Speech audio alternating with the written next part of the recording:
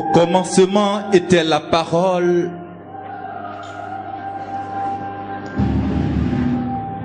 Au commencement était Dieu.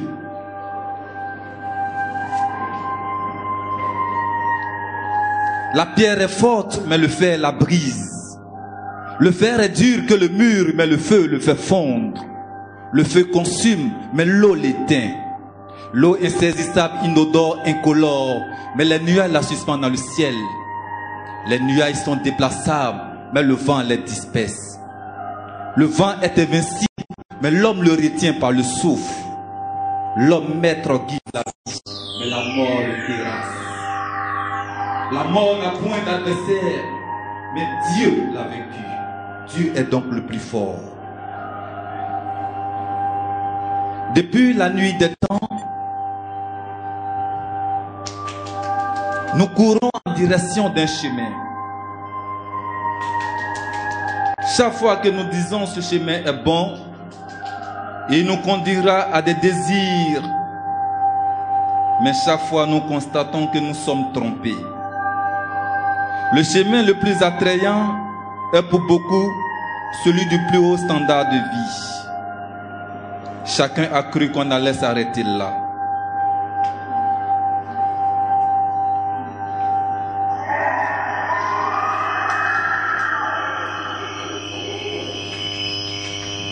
C'est le chemin magnifique des journées illustrées nous conduit aux brillants, aux grosses voitures luisantes, rongées des réfrigérateurs électriques, des machines à laver, aux poulets appétissants en cure dans des casseroles modernes. Cette fois, nous avons atteint le but. Les autres chemins étaient mauvais. Cependant, regardez autour de vous. La liberté n'a pas de sens s'il n'a qu'un seul chemin. Elle implique le droit de choisir, de déterminer le cours de son action individuelle. Nous avons constaté l'existence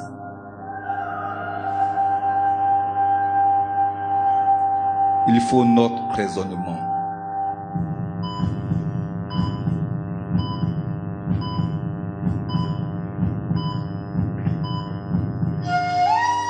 Or, un seul dans son amour ouvre les yeux, afin que nous passions des ténèbres à la lumière. L'admirable lumière et la puissance du mal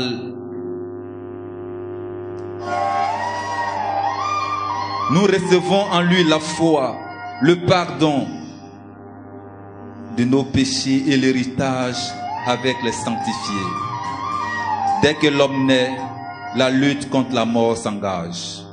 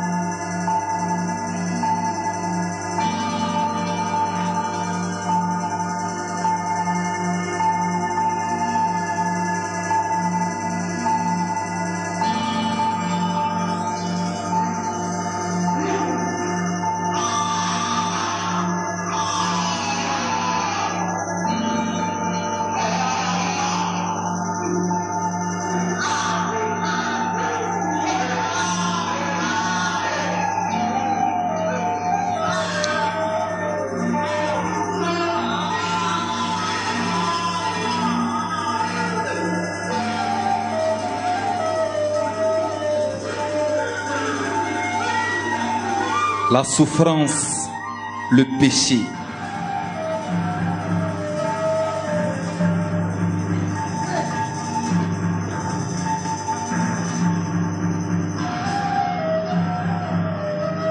Déséquilibré, l'homme cherche toujours à comprendre la vie. Mais le péché continue de rôder autour de l'homme.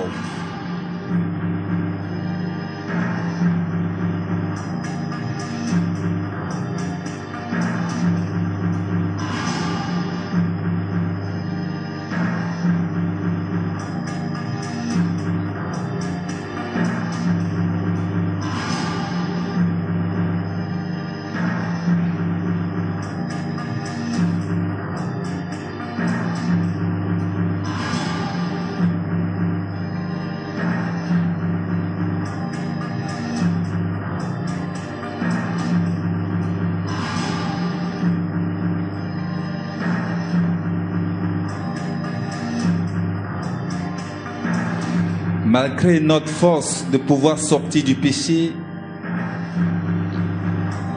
on continue toujours dans la souffrance.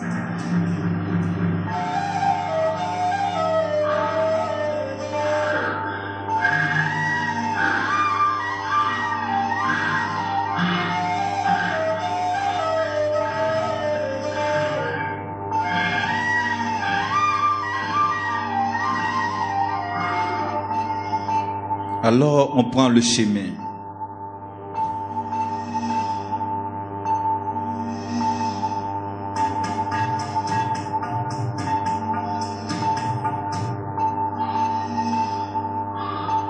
Le chemin du monde.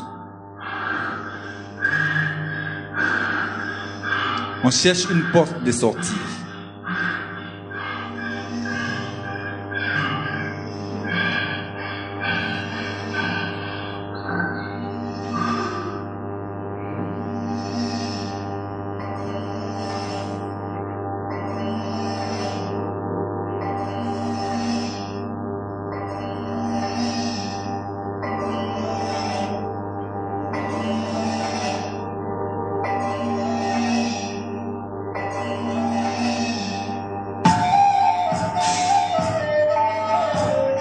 Le péché est-il l'ami de l'homme?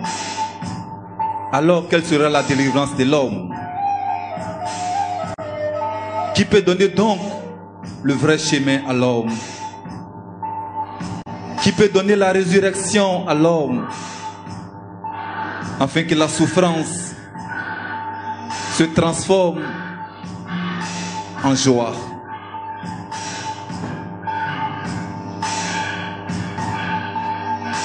Tant de souffrances.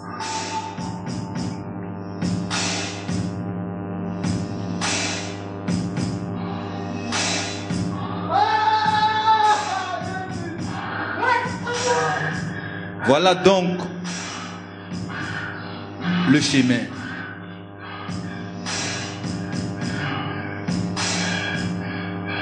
Adieu le péché.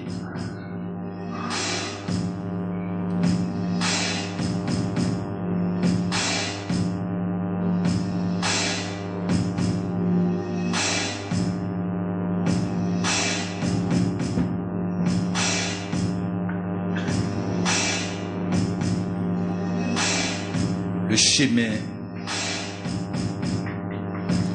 Oui. Lui qui donne le chemin, il est le commencement dans le livre de la Genèse et la fin dans le livre de l'Apocalypse. Là où s'arrête la main des hommes, c'est là sa main commence. Bouddha a une tombe. Les sorciers ont une tombe. Ceux qui se disent puissants dorment au cimetière. Mais celui dont je vais vous parler, faites un tour en Israël. Traversez la mer Rouge pour atteindre la Samarie. Longez les côtes de Sodome et Gomorrhe pour arriver au bas des murailles de Jéricho. Faites la traversée du Jourdain. Prenez le raccourci en contournant la montagne de Sinaï.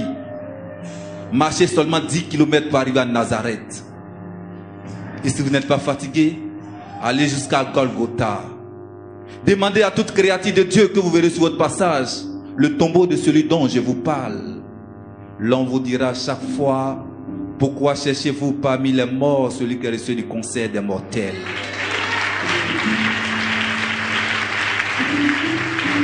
Je parle de Jésus-Christ.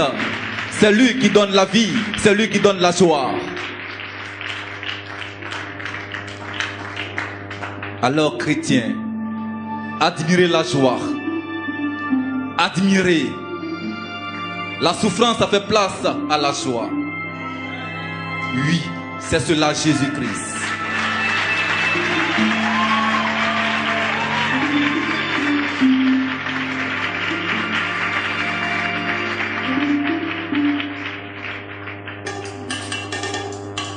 Dansez parce que nous avons la joie.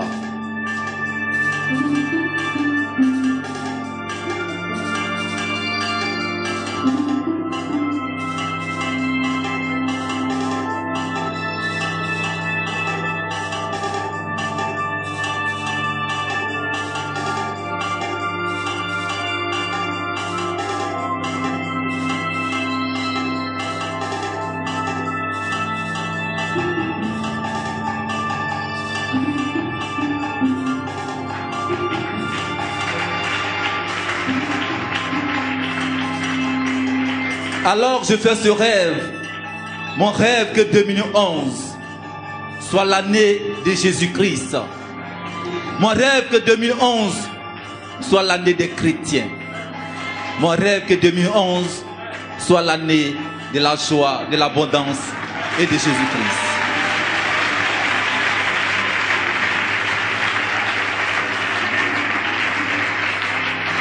C'était la compagnie Jas. C'était Jas Compagnie.